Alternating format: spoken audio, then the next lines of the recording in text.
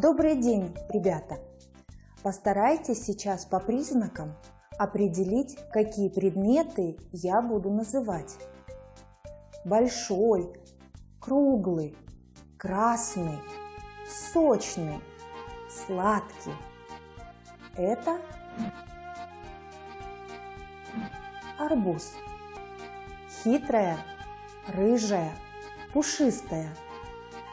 Кто это? Лиса. Желтый, кислый, полезный. Это лимон. По указанным признакам очень легко определить предмет: цвет, форму, размер, запах, вкус и даже температуру. Такие слова в русском языке отвечают на вопросы: какой, какая, какое, какие, и называются имена прилагательные.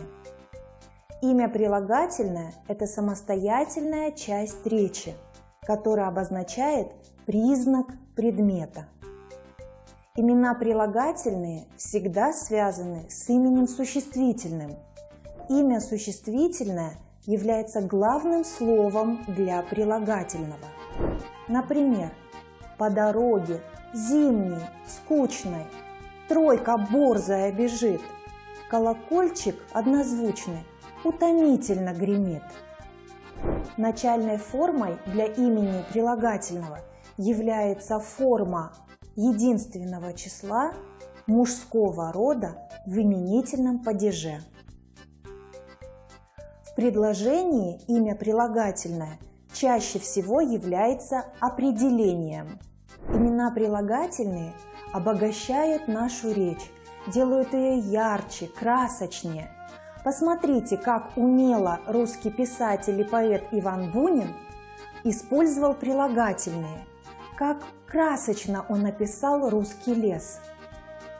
Лес точно терем расписной, лиловый, золотой, багряный, веселой, пестрою стеной стоит над светлою поляной.